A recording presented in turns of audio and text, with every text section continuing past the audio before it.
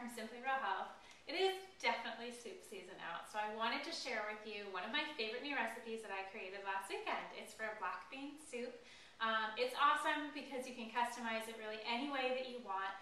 It's made with ingredients that you probably already have in your pantry, or you can get it from any grocery store. And all we're going to need today are a few cans of black beans, an onion, a couple cloves of garlic, some Italian seasoning, some cumin, some diced tomatoes, and some good quality chicken stock. And that's it. So let's get started. Okay, so we're ready to go. We have onions chopped, the garlic is crushed, the beans are rinsed and drained, everything's ready to go. So here we go. We're just going to do a little bit of olive oil, let it warm up for a minute, then we'll add our onions and our garlic.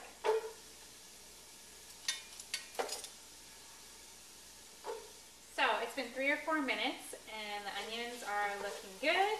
So now we're going to add the black beans in here. So you can use 2 large cans of black beans or 3 of the regular size cans.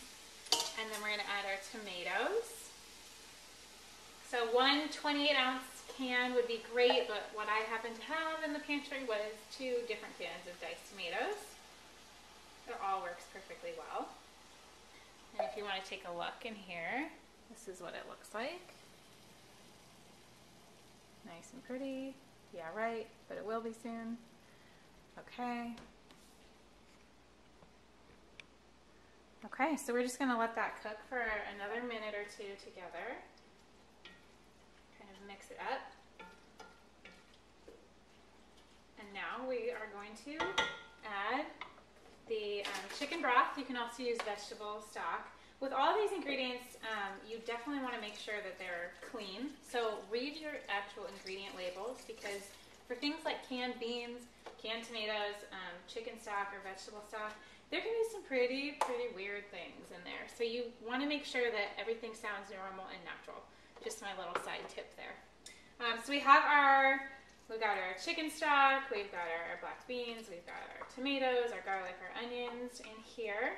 And I'm going to turn up the heat because we want to bring it to a boil first so that all the ingredients can kind of heat together. And we're going to add our spices. So we're going to do 1.5 teaspoons of cumin. And this is what kind of gives it that chili flavor. I'm only measuring for you guys because I never do. And some Italian herb blend of seasoning. So if you just have basil, if you just have parsley, that will work just fine. But if you have a blend, this one is my favorite. It has thyme and rosemary and basil and fennel and sage and lavender. So it's kind of a nice little thing. So I'm just going to do, just like 1.5 teaspoons of that.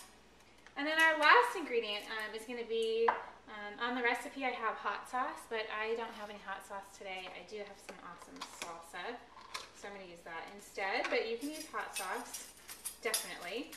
And this is more, you kind of want to start small and you can add more depending on your taste. So I'm going to do probably like 2 or 3 heaping tablespoons. So I like spicy food.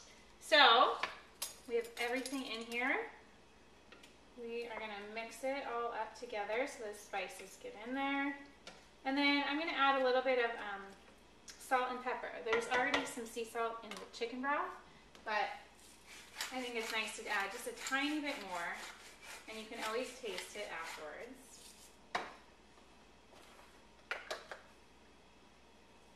Just a little pinch in there.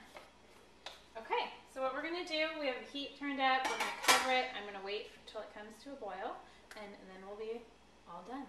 Okay, so it's been about a minute since I put this on boil. So we can lift it, we can see the steam coming out. Now what I'm going to do is turn it to like the very lowest setting, and I'm just going to let the soup simmer for 10 minutes or so, just so that the flavors can all kind of marinate together and give it the best flavor possible. Alright, that's it. Our black bean soup is ready to go. As with anything in life, adding avocado is always a good idea. If you like this and want to see more, please tune in. Get my weekly email. You'll get all the tips and recipes and ideas delivered straight to your inbox, or you can visit me online at simplyrealhealth.com